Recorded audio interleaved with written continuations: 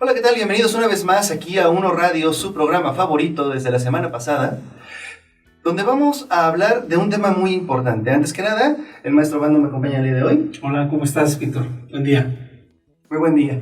Y hoy vamos a hablar de un tema un poquito más espinoso que la vez pasada. Vamos a hablar del problema, ya que ayer hablamos, la semana pasada hablamos de la solución. Vamos a hablar de la violencia. De una forma muy escueta, muy general, porque desgraciadamente la violencia es un tema grandísimo. Hay muchos tipos de violencia, viene de muchos lugares, se ha dicho muchísimo sobre la violencia y hay también muchos mitos sobre la violencia. Así es. Entonces nosotros vamos aquí a expresar nuestras opiniones y hablar un poquito desde lo que nosotros sabemos. Por supuesto, de una vez, nosotros queremos saber lo que ustedes piensan de la violencia, si la han vivido, si no, qué saben ustedes que nosotros no de la violencia. Para eso está ahí abajo la caja de comentarios. Si nos están escuchando a través de la plataforma iVoox, también hay una plataforma de comentarios. La hay en todos lados, así que nos pueden dejar comentarios donde ustedes quieran, aquí se van a leer. Así es. Amigos, les invitamos a que nos dejen sus comentarios. Por supuesto que también les estamos invitando a que nos hagan sugerencias, comentarios, por supuesto, pero sobre todo críticas constructivas. Así es, porque esos comentarios digan, no, ese está muy feo, pues lo vamos a leer y a lo mejor se tomará en cuenta para hacer algún cambio de locutor, pero no, pero no sean gachos. Sí. Todo con el mejor lenguaje. Eso es violencia. Así es. Bueno, pues primero que nada, pues podemos definir la violencia de muchas maneras. Por ejemplo, Jorge Corsí y Graciela Peiró tienen una definición de violencia que se usa desde hace mucho, cosa muy extraña porque a Jorge Corsí lo arrestaron por pedófilo. Pero su definición de violencia se basa en la idea de que violencia es el uso de cualquier poder o ventaja, si así lo prefieren, para despojar a otra persona de algo que tiene, sea esto lo que sea. Puede ser su dignidad, puede ser dinero, puede ser, su propia imagen, su autoestima, puede ser absolutamente lo que sea. Y no necesariamente lo va a despojar para apropiarse de ello. Es decir, no se trata necesariamente de un robo es violencia, pero el bullying es violencia que te quita tu dignidad y no por eso yo que te la quité me quedo con ella. Yo te quito tu integridad física a golpes, pero no me estoy quedando con ella, pero te la quito. Eso es a grandes rasgos lo que dicen estos dos autores. Basándonos en eso, se han escrito muchas leyes a partir de los años y se han escrito muchos trabajos de investigación. Muchos de ellos que me ha tocado revisarlos a mí, ya investiguen de otra cosa, ¿no? Así es. Pero bueno, ¿usted cómo entendía la violencia hasta el día de hoy? Yo te quiero decir que la violencia tiene grandes aristas, grandes rasgos, que finalmente debemos tener una gran disección sobre la violencia. Y me refiero concretamente a estos tipos de violencia que lógico vivimos al interior de nuestra sociedad y no precisamente es una violencia física, porque es parte de algo que hoy día nos aqueja y es precisamente las relaciones humanas y esas relaciones humanas que muchas veces se practican con violencia. ¿Por qué con violencia? Bueno, pues el hecho de que tú atormentes a tu pareja es violencia. El hecho de que tú lleves por la vida un atropellamiento por tus acciones, por tus expresiones, por tus actitudes, eso también es violencia.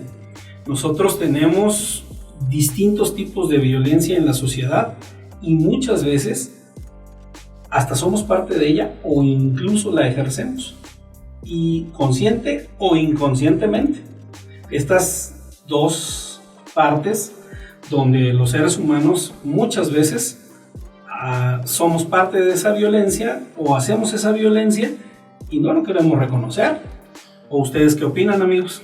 Bueno, al final de cuentas, el no querer reconocer es parte de lo que hace algo inconsciente, vaya. De hecho, hay psicoanalistas, no todos, que quede patente, que manejan las relaciones amorosas de esta manera. Dicen que el amor es en sí violento, porque el amar un objeto o una persona, los textos dicen objeto siempre, por eso el error.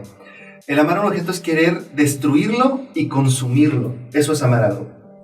Lo quiero tanto, lo quiero tan dentro de mí, quiero que eso sea parte de mí, entonces tengo que destruirlo y apropiármelo. Esta definición pudiera justificar muchos actos de celosía, si ustedes quieren, y por eso es que ahora ya se está rechazando mucho esta definición, incluso dentro del mismo psicoanálisis, porque bueno, afortunadamente hemos avanzado como sociedad y como humanidad, vaya. Pero finalmente, a pesar de todo, sigue teniendo un rastro de verdad.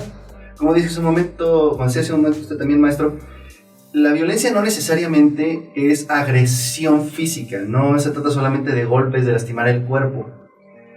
Por ejemplo, a mí me decía un alumno, dice, maestro, le estaba presentando clases sobre esta definición de violencia, y le preguntaba, entonces, maestro, que me dejen en visto, ¿es violencia? Y yo, si esa persona sabe que eso te lastima, probablemente sí. Está tratando de despojarte de tu bienestar, y ahora sí que de tu salud mental, si tú quieres. De tu tranquilidad. De tu tranquilidad y de tu autoestima, porque finalmente si estás en una relación con esa persona y está tratando de hacerte sentir que no le importas, que es algo que todos hacemos en las relaciones, siempre nos hacemos los difíciles, es que no se vaya a dar cuenta que me gusta, que me importa. Eso es en parte violento. Depende de hasta qué punto lo puedas llegar a hacer, ¿no? Hay personas que llegan a puntos bastante fuertes en sus relaciones para hacer sufrir a su pareja. Dicen, es que así es el juego, pero es un juego violento. Dicen, es que si no se sufre, no se ama. Yo, caray, pues no sé quién habrá dicho eso. Muchas personas ahora que lo piensan, pero... Pero sí hay mucha violencia al interior de la sociedad. La realidad es que las parejas, vamos enfocando la primera parte de este programa a eso, las parejas muchas veces creer y decir que aman a alguien, pues creen que es el todo. Y esa actitud involuntaria de quererlo consumir, de quererlo apropiar, de querer ser parte y ser el todo de esa persona, sin que le permitan a esa persona ser y tener amigos, ser de otros círculos sociales, ser y pertenecer a otros puntos de vista o convivencias, eso también es violencia. Y en México es muy común que tú veas parejas que se están agrediendo físicamente, y te has fijado que cuando alguien trata de defender a la persona víctima en este caso, ¿qué sucede? Oye, no te metas. Exactamente. No te metas, espérame, déjame que me golpee, déjame que me maltrate. Entonces, ¿es un masoquismo? ¿Es una autoflagelación? Bueno, y además sabemos que es muy común en México que cuando hay denuncias por violencia doméstica, que luego hablaremos de tipos de violencia de género, doméstica, familiar, que no son exactamente iguales, aunque se dan en el mismo contexto. Pero cuando hay denuncias de violencia doméstica, muchas veces cuando llega la policía, es toda la familia contra la policía. Víctima, victimario, hijos, y cualquier testigo. Y hasta los vecinos. Y bueno, los vecinos generalmente son los que ponen la denuncia. Pero como ya enfrente, o sea, ya cuando se dieron cuenta, digamos, ya en presencia de la familia, ya se hacen los locos, ¿no? Sí, claro, ya. Bueno, yo vivo en una colonia donde las casas están un poquito juntas y uno se da cuenta de todo, ¿no? Y efectivamente hay gran cantidad de personas que al ejercer la violencia luego se ven defendidas por su víctima. De hecho, me tocó, porque muchas veces pensamos que esto solamente sucede de, digamos, el esposo hacia la esposa, pero la violencia doméstica es un espectro más amplio. Suele ser de padres a hijos, de las esposas a los esposos, incluso de hijos contra los padres, que es la que me tocó a mí. De un chavo que llegó borrachísimo a su casa, se peleó por una gorra, creo que le perdió la mamá, le sacó un cuchillo. Todo eso lo oíamos los vecinos y obviamente llamamos a la policía. Al final, una mujer policía que se presentó le pidió permiso a sus superiores para meterle un trancazo al joven. No sé si se lo concedió, solo alcancé a oír que le pidió permiso. Ojalá se me le concedió. Porque hijo de su madre. Eso es violencia, maestro. Eso es violencia, amigo, ¿no? Así es. Pero fíjese cómo todos nos podemos volver violentos en el contexto correcto. Porque tenemos este pensamiento de que hay violencia justificada. Decimos, no, es que esta persona es mala, por eso merece que le violenten. También hemos visto que, por ejemplo, hay colonias en donde linchan a los rateros, ¿no? Y les dan unas santas palizas. Luego suben las fotos de los glúteos del señor más morados y llenos de hoyos. Y uno dice, bueno, ¿estaba justificado de verdad? ¿Hasta dónde tiene que llegar la violencia? ¿O qué tuvo que haber hecho este chavo para justificar eso? ¿Está de verdad justificado? Díganos ustedes qué piensan. Nosotros no vamos aquí a dar tantas soluciones. En mi opinión, yo creo que, pues, probablemente agarrarlo y denunciarlo habría sido más que suficiente. Claro, pero mira, el hecho de que existan muchas personas en la sociedad que se dedican a asaltar, a robar, a tener todo este tipo de conductas ilícitas, o en algún momento no pueden caer en el punto ilícito, sin embargo, sí rayan en el asunto violento. ¿Por qué es? Ya lo dijimos en el programa anterior, por falta de educación. Si nosotros no tenemos una sociedad educada, y aquí es donde yo te diría, todos debemos hacer el esfuerzo porque sigan avanzando en la educación las generaciones que vienen detrás de nosotros. Es muy importante que para combatir la violencia, debemos seguir aumentando el nivel educativo de los miembros de esta sociedad. Si nosotros no llegamos a un punto donde la mayoría de los mexicanos esté educado, no vamos a combatir esta violencia que vemos en las calles, esta violencia que vemos en cualquier punto de las ciudades o incluso de las zonas rurales, porque hoy día también tenemos que decirlo y señalarlo que no es nada más privativo de las zonas urbanas. No, para nada. En las zonas rurales tenemos casos gravísimos de violencia de la sociedad y, insisto, hombres, mujeres, niños, todos nos podemos volver violentos. El hecho de que alguien no pueda satisfacer sus deseos. ¿Qué quieren? Quiero un vehículo, quiero ropa, quiero un dispositivo electrónico, quiero muchas cosas que el mismo consumismo, que después también tenemos otro tema. Porque, bueno, de hecho, el consumismo es algo muy violento, pero también vamos a hablar de eso en el futuro. Así es, pero que finalmente nuestra sociedad lleva a esos puntos, pero entonces, cuando tú deseas una serie de factores que son tu entorno, que tu misma cultura, porque tu cultura es televisión, dispositivos, etcétera, etcétera, y todos te fomentan el consumismo, tú estás recibiendo una dosis de violencia.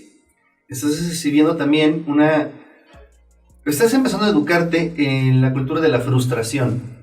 Lo que tú enciendas, tu aparato, tu de televisión, o enciendas la radio, excepto aquí porque nosotros somos muy distintos, siempre vas a escuchar a alguien vendiéndote algo y haciéndote desear algo. Y como no todo lo puedes tener, porque también tenemos unos salarios medio paupérrimos aquí en México, empiezas a sentir frustración, y la frustración es uno de los causales más comunes de violencia, sobre todo de lo que se llama violencia injustificada. Una persona que crece frustrada es proclive a la violencia. Otro de los factores que te hacen proclive a la violencia es haber sido víctima de violencia.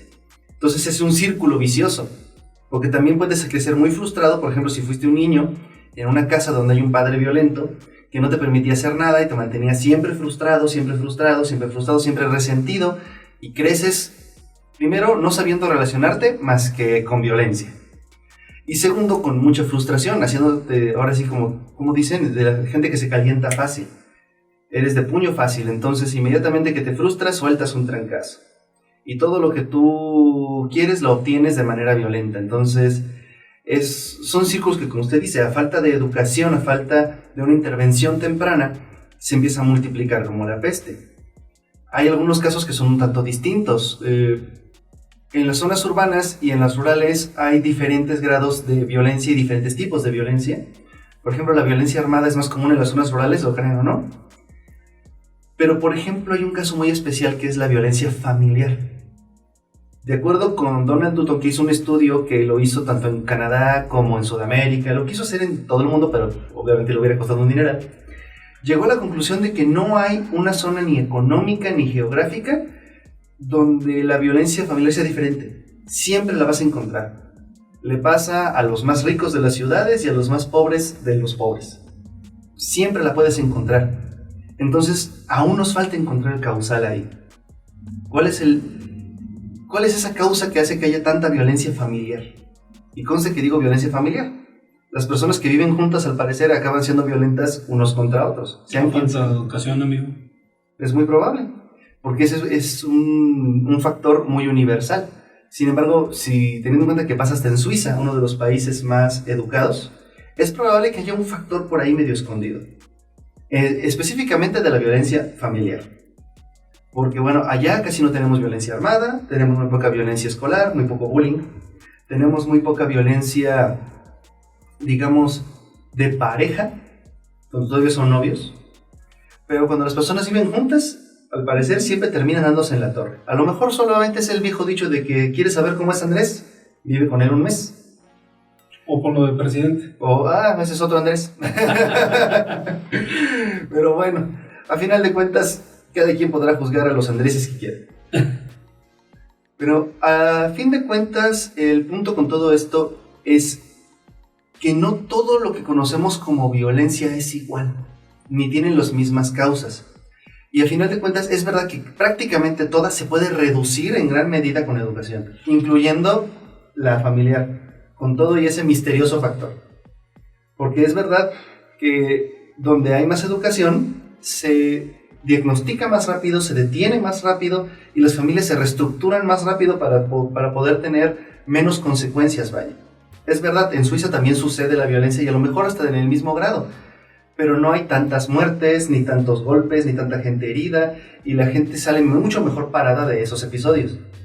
Aquí en México pues tenemos personas muy interdependientes que no pueden salirse de la dinámica familiar, ya sea porque no tienen trabajo o dinero o porque son emocionalmente dependientes.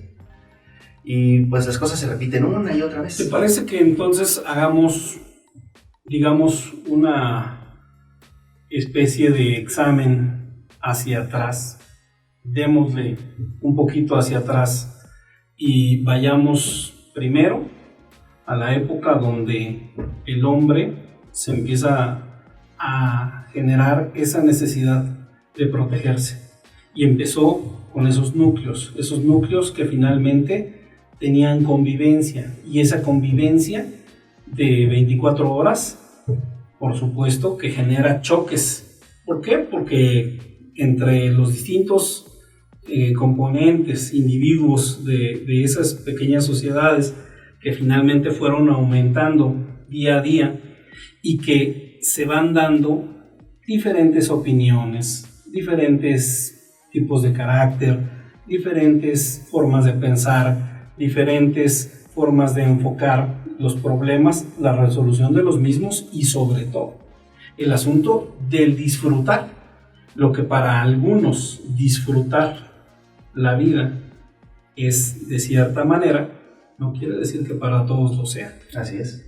Y hay personas que también, ejerciendo violencia, consciente o inconscientemente, disfrutan la vida. Y nada más. Cuánta razón. Es algo hasta triste. Ahora que me hice de disfrutar la vida, precisamente, les voy a contar algo. Es un efecto psicológico que les va a parecer curioso. Yo se los voy a contar a modo de historia. Una familia que incluye a los papás, a los hijos y al abuelo están aburridos en casa, no tienen nada que hacer. Resulta que es una de esas pocas familias que no tiene Netflix ni televisión por cable y no se les ocurre qué hacer. Todos están como de malas. Entonces el abuelo sugiere que hagan un viaje, digamos, estando aquí en Morelia, viaje a Pátzcuaro, ¿no? Y todo el mundo dice que sí, que les parece buena idea. Hacen el viaje les resulta largo, lo hicieron el fin de semana, encontraron todo repleto, no se divirtieron mucho, regresaron, y cuando regresan, todos empiezan a confesar, bueno, yo dije que sí porque pensé que todos los demás querían ir, y el mismo abuelo que fue el que propuso el viaje, Dijo, pues la verdad es que yo tampoco tenía muchas ganas, pero lo propuse porque todo el mundo estaba muy aburrido y pensé que les gustaría la idea. Y como dijeron que sí, pues supuse que había hecho bien. También eso nos pasa. A veces hacemos cosas que hacen mal creyendo que hacen bien. Y a veces aceptamos cosas que nos hacen mal creyendo que le hacemos el bien a otra persona por aceptarlas. Es súper común. Así de, ¿por qué hiciste esto? Pues es que yo pensaba que te gustaba, porque siempre que lo hacíamos, pues o no te quejabas o me decías que te había gustado, pero es que yo solo decía eso para... Y ahí sale hasta el sadomasoquismo. Sí, podría salir hasta el sadomasoquismo. Yo solo decía eso para hacerte sentir bien, ¿no? Por ejemplo, no sé, una pareja que van a ver películas de terror todos los fines de semana, ¿no? Y al cabo de un mes la novia ya no puede más, está muerta de miedo, ya no puede dormir y le dice al novio, es que tengo que confesar, a mí no me gustan las películas de terror, me muero de miedo, me desespero. Y el novio dice, ay, qué bueno que me dices, porque yo también, yo te invité porque no sabía si te gustaban, me dijiste que sí, y yo sí, te dije que sí porque pensé que me preguntabas porque te gustaban, y lo creo. Tú supones, yo supongo, y finalmente genera una suposición o una creencia. Así es, a este efecto... Al final del camino se desmorona. A esta forma de relacionarnos le llamamos confluencia. Fluir juntos hacia un lugar aunque no sea donde queremos ir. Es súper común y desgraciadamente también lleva a la violencia. ¿Por qué? Porque es frustrante. O sea, estás haciendo lo mismo una y otra vez, aunque no te guste y a la otra persona tampoco le gusta, y al final los dos acaban por sentir rencor el uno contra el otro. Oye, ¿qué sucede en los individuos que ya tienen esa frustración presencial en su ser? Y ahora voy a esa parte. ¿Cuál es la dificultad desde tu punto de vista profesional como psicólogo para la relación o la interrelación con los demás individuos integrantes de su entorno? Bueno, no existe algo así como una persona que esté frustrada de a gratis. Es un prejuicio que tenemos muchos. Pensamos que hay personas que simplemente son así y hasta le decimos, es que te gusta sufrir. Lo cierto es que hay personas que están permanentemente frustrados porque están metidos en una situación en la que no pueden salir y no se esfuerzan por salir porque además de estar frustrados le va a sonar raro, están cómodos. Digamos, una persona está en un trabajo... O sea, sufro, pero estoy cómodo. La palabra cómodo significa que no necesita hacer nada para mantener la situación. Uh-huh. ¿En qué me refiero? Por ejemplo, tengo un trabajo que no me gusta, pero me da el dinero suficiente para vivir. Salirme de esa situación implica un riesgo. O sea, salirme de ese trabajo implicaría buscar otro en el que no sé si me van a contratar, no sé si me va a ir bien, no sé si voy a poder mantener mi estilo de vida. Entonces, es, digamos, incómodo, es difícil, vaya. Y nos da más miedo la posibilidad de que nos vaya mejor al hacer un cambio que seguir en esa situación que no gusta. O sea, prefiero seguir 40 años haciendo el mismo trabajo donde no me gusta. Sí, y sí, porque finalmente dicen, pues es que ya estoy aquí. Ya tengo dinero suficiente para vivir, ya puedo mantener a mi familia. Pues la palabra suena rara hablando de alguien que está frustrado, pero es cómodo, vaya. Y eso le pasa a los estudiantes cuando lo dirigen. Pero no lo hace feliz. No lo hace feliz. Y esa forma de no ser feliz, ¿cómo la traduce? En frustración, y por eso se pelea con la gente. Por eso decimos que esa persona... Y por eso se vuelve violento. No necesariamente, pero es muy común. Hay personas... Alguien que genera frustración, ¿es común que lo traduzca o lo exteriorice en violencia? Es muy común. También, es que también depende de la persona, porque otras personas desarrollan patologías como es la ansiedad o la depresión, que a lo mejor estaremos de acuerdo, comentarios, que se ha vuelto casi epidémico. Yeah. Hoy en día todo el mundo está o deprimido, o ansioso, o se pone violento, o alguna de las dos. He estado usando simplificaciones un poquito fuertes, es decir, son generalizaciones, hasta usamos el término, es un poco grosero ser tan generalista, pero lo cierto es que son procesos que funcionan y que de hecho en terapia lo manejamos mucho. Gran parte del proceso terapéutico es decirle a la persona, ¿sabes qué? Tú lo que necesitas es ser feliz y lo que estás es cómodo. No se lo podemos decir así. Tu terapeuta lo que te va a ayudar es a que tú te des cuenta y que tú tomes decisiones.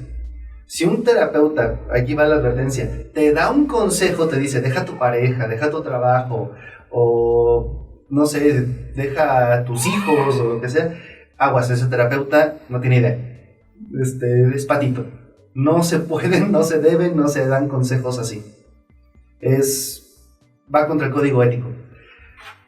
Porque la verdad es que desgraciadamente me llegan a terapia gente que viene de otro psicólogo a decirme, no, pues es que mi psicólogo me dijo que hiciera esto. ¿Por qué te dijo eso si no digo, a lo mejor es lo que tenías que hacer? Pero decírtelo de forma directa es saltarse todo el proceso del cual el individuo tiene que llegar a esa conclusión. Y ahora lo único que pasa es que ahora te sientes presionado, o sea, sientes que estás haciendo algo mal. Y tienes miedo y andas como pollo comprado. Y además estás responsabilizando a tu psicólogo por todo lo que hagas mal. Digo, para que sepan por qué. Y perdonen que hable mal de mis anónimos colegas. Y si ustedes me están escuchando, jálense la orejita, por favor. Pero por supuesto, es una advertencia muy justa, porque también estas personas tienden a volverse violentas. Todo el tiempo queremos llevar una vida tranquila, una vida decorosa, una vida placentera, una vida que finalmente nos dé esa zona que le llaman muchas veces de confort. Sí, la famosa zona de confort. Pero muchas veces, al no estar en esa zona, los individuos, el no estar en esa zona, lo reflejan con violencia. Bueno, también se pueden frustrar si están fuera de su zona de confort. Pero precisamente por eso depende también mucho del individuo y de en qué lugar se encuentren fuera de esa zona de confort. Porque la zona de confort no es un lugar donde está uno seguro y feliz. Solo se está seguro, no necesariamente feliz. Y se puede ser feliz fuera de la zona de confort. Es muy común, por ejemplo, cuando se habla de artistas, porque sobre todo músicos. Esas personas viven totalmente fuera de una zona de confort.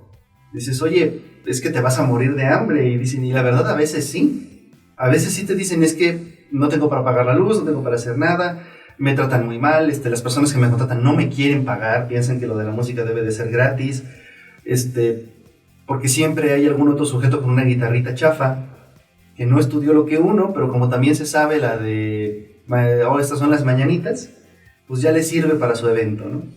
Creen que su trabajo no tiene valor. Y en esas circunstancias ellos de todos modos se quedan y crecen hasta que llegan a un punto donde llegan a, pues no voy a decir que hacerse famosos, porque la mayoría de los músicos buenos e incluso de los que ganan dinero no son famosos. Uno de los mejores ejemplos sería la persona que compone todas las canciones que están en el top 10 de la música más escuchada del mundo. Siempre se me olvida su nombre, pero es un compositor que compone para todos los artistas. Y él siempre tiene 5 canciones en el top 10 y nadie sabe quién es, pero es muy bueno. Al final, ¿Y será feliz? Yo imagino que sí, porque para ser músico y llegar a tanto, pues no puede uno estar en una zona de confort, ¿no? Él no dijo, no, pues me voy a meter a McDonald's a trabajar y por el mínimo hasta que pueda mantener una familia. No, hizo todo lo que pudo para hacer lo que él quería en la vida. A lo mejor, digo, es una posibilidad, él a lo mejor estaba en una posición de privilegio, ¿no? Y podemos disociar la palabra economía con la palabra violencia. Claro que podemos, porque la felicidad no necesariamente está dentro de la economía. Hay muchas personas que son felices dentro de una economía precaria. Nota, por supuesto que en una economía precaria es más difícil ser feliz. Ser feliz, a veces no tanto por uno, a lo mejor yo puedo trabajar ganando muy poquito y ser feliz. Yo a veces me pongo como ejemplo. Pero en fin, pero si yo quiero tener una familia, probablemente mi pareja no estará tan contenta con la situación. A lo mejor con los sueldos de los dos sigue siendo precario y entonces empieza a ejercer una presión, tanto en ella misma como en ti. Dice, oye, es que tenemos que salir de este bache, tenemos que mejorar nuestro nivel de vida. Y tú, pues es que yo no quiero dejar de hacer lo que me hace feliz. Y empiezan los conflictos. La mejor forma de evitar que los conflictos escalen a violencia es comunicarse con sinceridad. Es el consejo que yo le doy a todas las parejas. Ya habíamos hablado de esta confluencia, de esto de que es que yo pensaba, que tú pensabas, que hacíamos y que eras feliz así. A veces decir a tiempo, esto no me hace feliz, esto no me gusta, claro, por favor, con sutileza, con aplomo, y por favor, eviten los adjetivos. Se dice, no me gusta que hagas esto, es mucho mejor que decir, es que eres un hijo de... Tienes que... Incluso el tienes que es mejor. Pero... Tienes en cuenta un punto que los individuos hoy día reflejan o reflejamos la violencia, no nada más entonces de lo que sucede en nuestro entorno, sino de lo que también no pudimos conquistar y lo vemos cada día más lejano. Eso puede ser. De hecho, muchas personas creen que la criminogénesis, es decir, la razón por la que la gente comete crímenes, empieza con la frustración, no necesariamente la pobreza, que muchos políticos dicen es que hay violencia porque hay pobreza. Y solo tienen razón en una pequeñísima parte.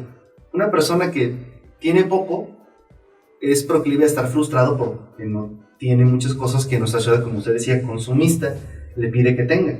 ¿Te parece que en una mente que está altamente educada, que está altamente leída, que está altamente viajada, que está altamente con conocimientos vastos, puede entrar la violencia? Es más difícil, pero no, bueno, claro que no es imposible, de ninguna manera. Hay muchas personas muy letradas que andan por ahí diciéndole a la gente que se maten entre ellos, o llegan a matar a alguien. Ahorita hay una teoría, ustedes pueden darle el valor que quieran, yo no le doy ningún valor, de que Jack el Destripador era Sir Arthur Conan Doyle, el autor de Sherlock Holmes. Y yo digo, bueno, no lo creo, pero eso quiere decir que somos capaces de creer que una persona tan educada como lo era él, que sabía de medicina, que sabía de sociología, que sabía de crímenes, que sabía de tanto, pudiera estar tentado a cometer un crimen. Y suele suceder. Pueden convertirse en personas violentas, porque también es cierto, la educación nos ayuda mucho a prevenir. Pero entonces, a ver, hagamos un análisis. Una patología criminal, entonces, ¿no precisamente refleja el asunto de la ignorancia? No necesariamente, aunque es muy común. Básicamente, a lo que lleva muchos al pase al acto. Una persona ignorante, vamos a empezar por una persona violenta. Si esa persona violenta es además, como dice, una persona viajada, letrada, con muchísima educación, probablemente siga uno de dos caminos. O se detenga de llevar a cabo su crimen porque conoce las consecuencias y conoce que sus probabilidades son bajas, o bien lo cometa, digamos, de una forma más sutil. Encuentre una forma también criminal, pero menos violenta, de conseguir sus objetivos. Si yo necesito dinero y soy inteligente, asaltar a una persona es una forma muy tonta de obtener dinero. Me estoy quemando, estoy revelando mi identidad, estoy básicamente haciendo un acto desesperado. Una persona inteligente, si bien criminal, a lo mejor te estafa. Y a lo mejor lo hace a través del internet para que no sepas ni quién es. Y lo puede hacer una y otra y otra y otra vez y puede obtener mucho más dinero. Una persona aún más letrada sabe que si haces algo ilegal, eventualmente ese dinero te puede traer más problemas que beneficios. Entonces tratas de hacerlo legaloide, es decir, doblar la ley, irte por los recovecos para hacer algo que te dé ventaja y te dé dinero. Y finalmente los más inteligentes logran hacer sus fortunas de forma 100% legal. Personas que tienen más educación, más conocimiento y la verdad son más valientes, porque la verdad sí lleva un poco más de tiempo. ¿Y la violencia entonces distingue clases sociales? No lo diría que las distingue, pero por lo menos lo hace más invisible. Eso se ha sabido desde siempre, por supuesto. De que si, por ejemplo, Pancho Pérez, albañil, mata a su esposa, lo van a agarrar. Es casi seguro. A menos, claro, que sus valedores de plano lo escondan muy bien. Pero si... Bueno... Juan Camaney, billonario, mata 50 personas a lo largo de 2 años, no va a pisar la cárcel. Siempre va a haber algo que no se sabe, no fue él, se parecía mucho. Siempre va a haber alguna forma de que no se sepa. Ya sea porque sea un poco más listo, tenga mejores abogados o simplemente se ponga a repartir lana. Pasa mucho. En China, de hecho, hay una forma de cumplir tu sentencia pagándole un doble. Está permitido que un millonario le pague a otra persona para cumplir su sentencia. si ya está legislado, quiere decir que se ha hecho lo suficiente como para que ya, miren, ya en lugar de hacerlo ilegal, vamos a dejar que se haga, ya para dejarnos de tonterías. Dicen que costumbres hacen leyes, también. Usted sabe mejor de eso que yo. Y yo me quedo de, santo Dios. A final de cuentas, decir que la violencia es inherente al ser humano parece como que la única... para mucha gente le parece como la única opción. Dice, es que nunca nos vamos a librar de la violencia. Lo cierto es que parece difícil, pero yo no creo eso. Muy bien, amigos, ¿qué es lo que piensan? Déjenos sus comentarios. Es algo que debemos de tener muy presente, el análisis de la violencia en nuestra sociedad, de la violencia en México y sobre todo de la violencia en nuestro Michoacán querido. Nosotros estamos viviendo una crisis muy fuerte, me refiero a México. Es una crisis que tenemos ya algunos años, y me refiero a cerca de 20 años, con una crisis de violencia muy agudizada que finalmente nos está llevando a comportamientos y a extremar precauciones, cosas que no hacíamos hace 20 años. Digo, tú eres muy joven, pero los que ya tenemos un poco de mayor edad... Hace 20 años yo ya era un adolescente, ya estaba en la prepa. Claro, pero a lo que me refiero es a que hace 20 años teníamos prácticas que no hoy día se pueden tomar como algo que era impensable y que hoy día las practicamos, que hoy día las hacemos. El hecho de llegar a un cajero automático y tener que estar revisando los alrededores y de estar cuidándote de quién está a tu lado y si vas a retirar dinero y que no sea una fuerte cantidad y pues a ver si no te asaltan, o el hecho de que te dejen por ahí recaditos en tu parabrisas, el hecho de que alguien te diga que se te va a caer la placa y te hagan que te pares para poderte hacer para darte en la torre algún tipo de agresión. O sea, hay muchas formas, muchas artimañas, muchos vicios que se han desarrollado dentro de la sociedad y que finalmente reflejan violencia. La violencia, todos estamos buscando una solución a la violencia. Y esa solución a la violencia, todo el tiempo creemos que es con policía. ¿Tú crees que es con policía? Es muy difícil decir que sí. Crear un grupo que esté armado, a tratar de reprimir la violencia, generalmente lo que provoca es crear un grupo violento. No estoy diciendo que los policías son violentos, pero si una persona violenta se hace policía, es muy probable que abuse de la autoridad. Afortunadamente, al contrario de lo que mucha gente dice, a mí me ha costado encontrar un policía violento. Sí conocí uno, pero me costó mi buen trabajo encontrarme con él. Y lo peor del caso es que la violencia hay muchos tipos, y que vamos a pasar con esto rápidamente para que no se nos olvide. Casi siempre pensamos en la violencia física, en el pasar a los golpes, los asaltos, pero también está, por ejemplo, la violencia psicológica. Por violencia psicológica estamos hablando de hacerte sentir mal. ¿Qué te quita la violencia psicológica? Te quita tu autoestima, tu bienestar, tu tranquilidad, tu salud mental. Dicen, ¿y cómo puede una persona hacer eso? Lo están haciendo algunos de ustedes mientras escuchan nuestro programa a través de su Facebook. Yo me quedo horrorizado de personas que no tienen ningún pudor en colocar mensajes en su Facebook de que tales y cuales personas son unos hojaldras, son unos malditos, ya mátense. Así, literal. Y eso lo creen que... Eso también es violencia. No, es violencia. Y incitar a la violencia es violencia también. Es que inclusive un mensaje, aunque no esté dirigido más que a un grupo, aunque no sea específico, es violentar al grupo.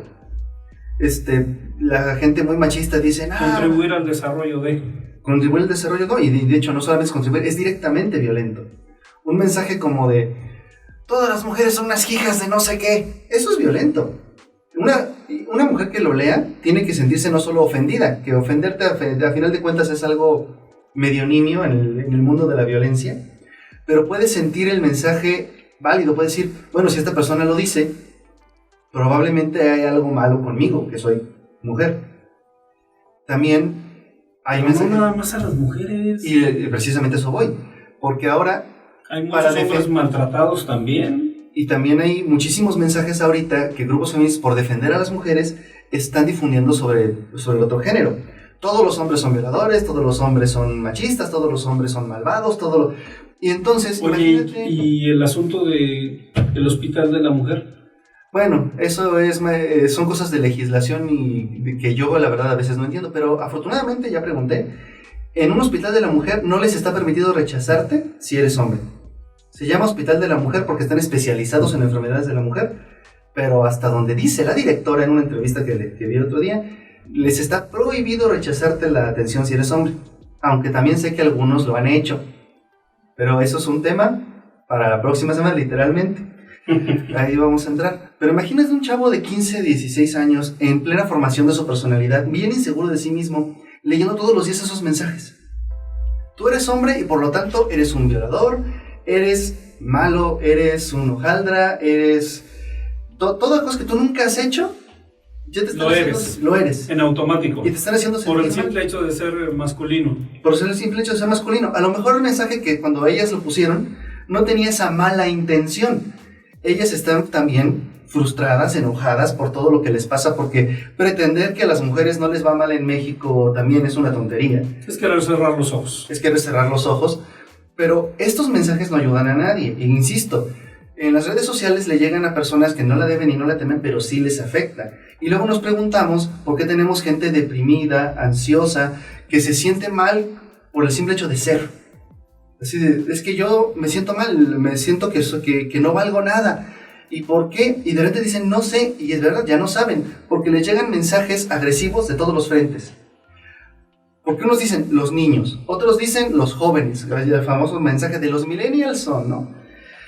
Otro le llegan ya más personalizados. Oye, ¿no te parece una forma incluso de violencia y de violentar incluso el estar sectorizando hasta en generaciones? Efectivamente, bueno, sectorizar, perjuiciar, generalizar, son formas de violencia psicológica.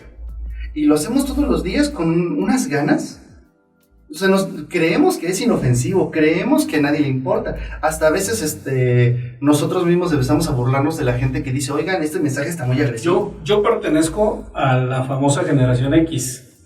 Y te voy a decir algo, a mí sí me molesta que me digan la generación X, porque toda la descripción que le dan a la generación X, pues simplemente es incómoda. Para muchos es a lo mejor algo que sí, que no tiene importancia y que ellos pueden, sin embargo, transitar sin mayor problema. Pero hay otras personas que sí nos incomoda el hecho de que nos estén tachando o que nos estén dando características o atenuando a características.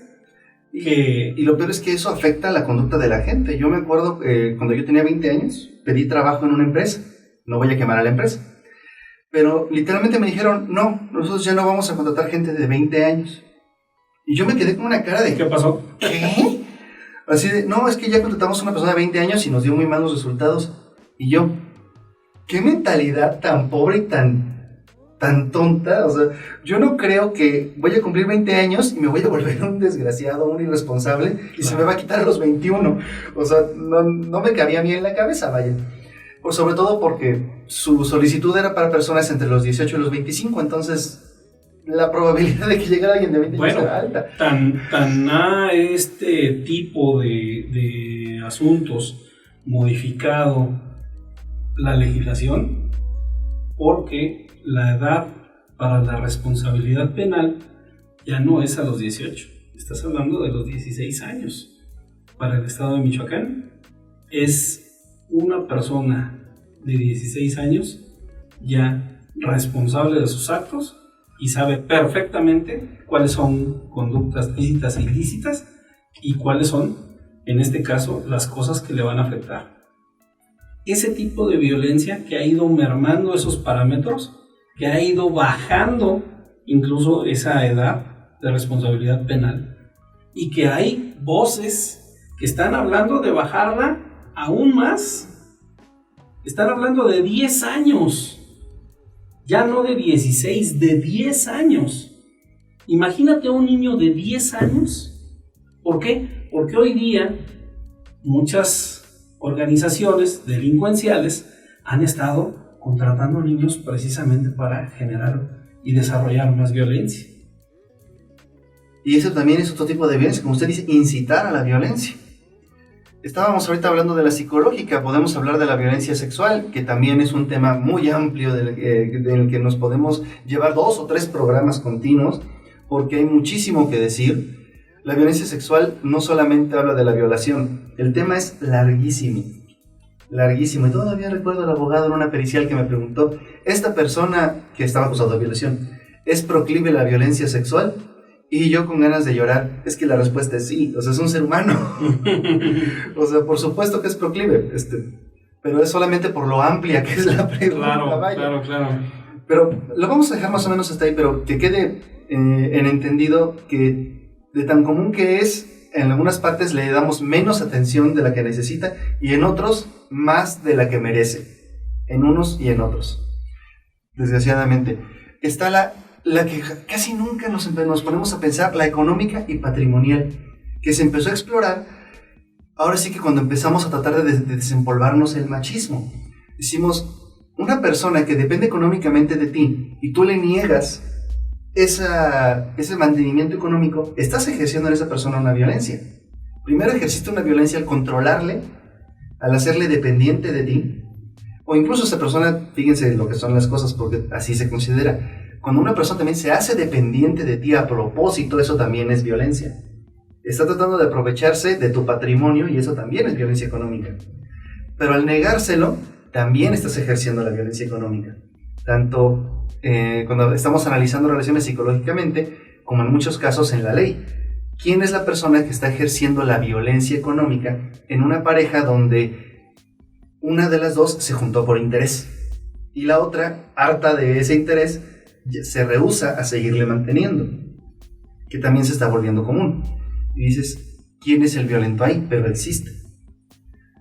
De padres a hijos, noviazgos, manutenciones y pensiones, que eso también es un tema bastante fuerte. Todo eso se considera económico. Patrimonial también, cuando le quitas a alguien su casa, su auto, a través incluso de medios legales. Pero todo eso se considera violento. La violencia simbólica es un poquito más difícil de explicar, pero es de la que hablábamos hace un momento con la psicológica. Es cuando metes a una persona dentro de un símbolo, cuando la generalizas y la metes en una circunstancia donde ya no se puede sentir bien. La estereotipas, le agredes, atacas sus valores, simplemente porque son suyos. La violencia también se puede clasificar por quién la ejerce y contra quién. Y yo creo que estamos ahí incurriendo muchas veces en un error. Cuando lo hacemos a través de relaciones, por ejemplo, hablar de violencia familiar, puede ser correcto.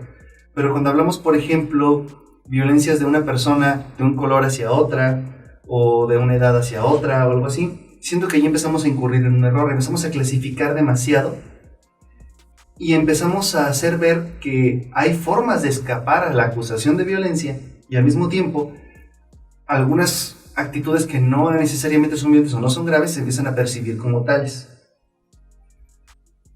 Sin embargo, todo tiene un porqué. Y es que somos muy aprovechados los seres humanos. Si vemos una oportunidad, vamos a aprovecharla para tratar de quitarle algo a alguien. Somos bien envidiosos, la verdad. Me he fijado que mucho del bullying es ver a una persona que tiene algo que tú no tienes y tratar de que no lo tenga. Déjate de apropiártelo, de que no lo tenga. No podemos. Es lo que llamamos en México la famosa cubeta de cangrejos. Si no sobresalgas, vente para abajo.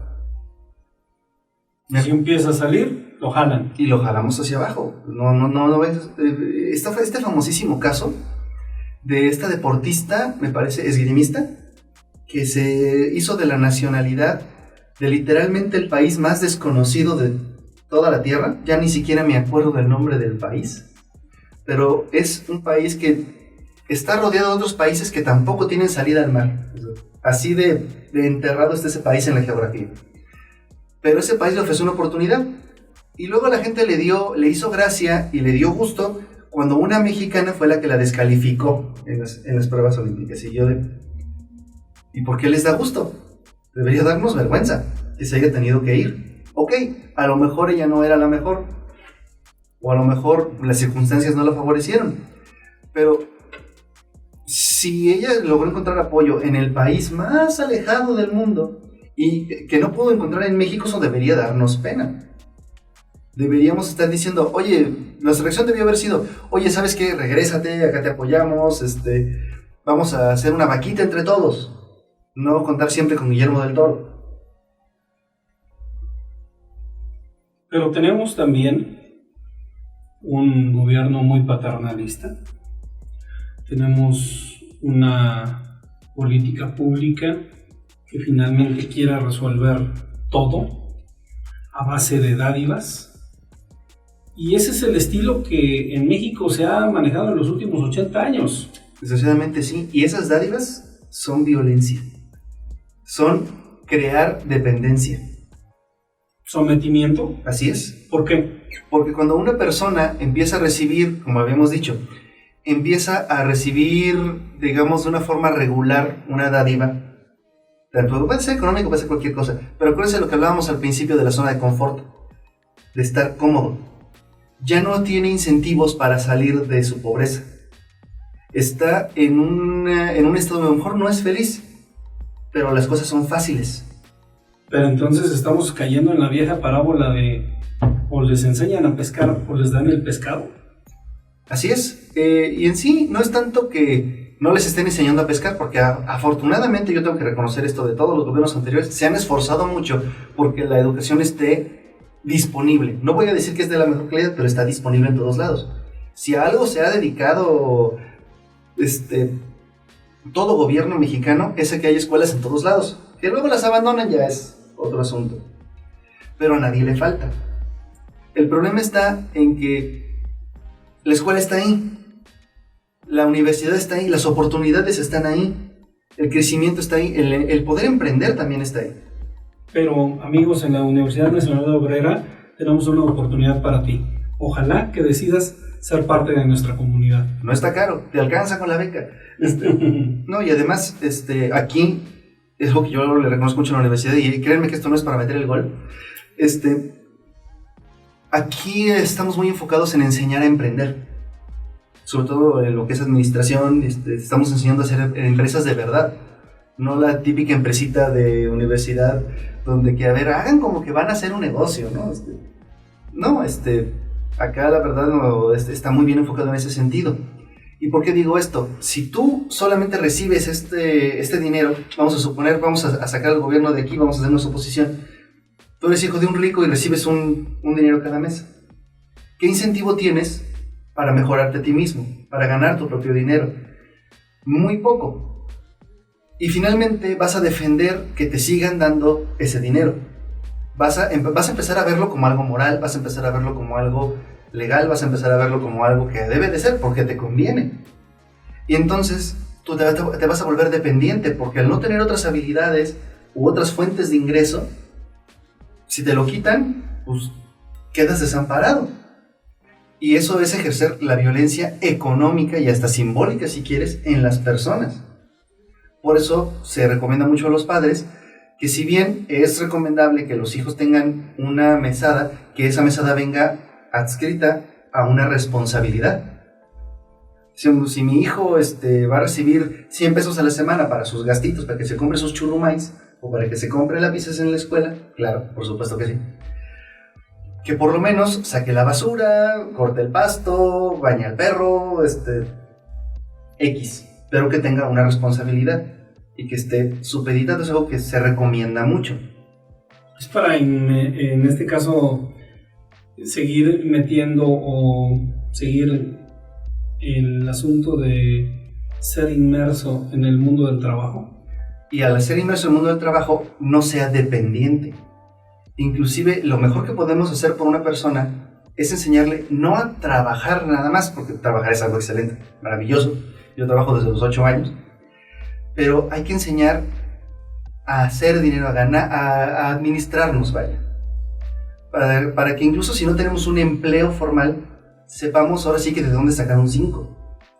Si sabes qué, voy a mover productos, voy a ofrecer servicios. O sea, a lo mejor no trabajo ahorita para una empresa, pero yo tengo estas capacidades, entonces voy a ofrecer mis servicios haciendo esto y esto como un independiente. A mucha gente no se le prende el foco, aunque tenga ahora sí que los estudios y las capacidades. Quien nos haga dependientes de ellos está ejerciendo la violencia, y esto es algo en lo que tienen muchísima razón aquellas personas en el movimiento feminista. Durante muchos años pasados, eso era lo que se le hacía a las mujeres.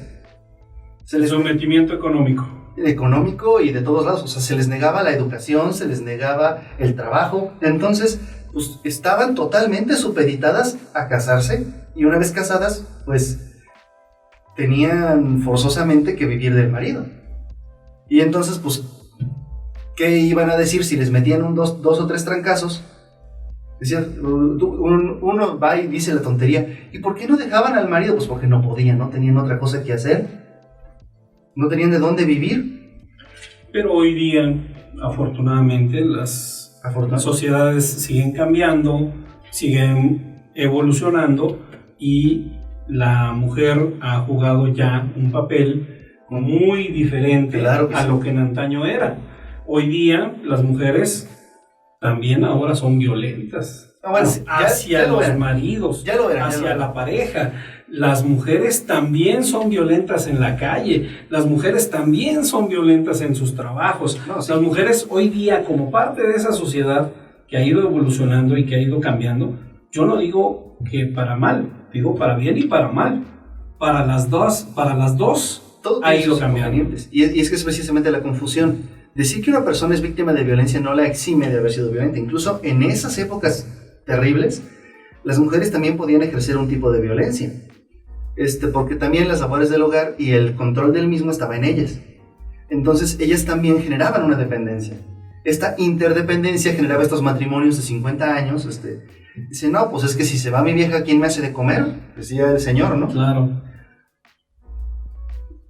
Y triste pero cierto, se creaban estas cosas. Por supuesto que la situación de la mujer era mucho peor en este caso, pero al crecer con esto y al pasar de generación en generación, se crean muchos vicios. Por ejemplo, las personas de la generación pasada nos dan consejos basados en esa interacción.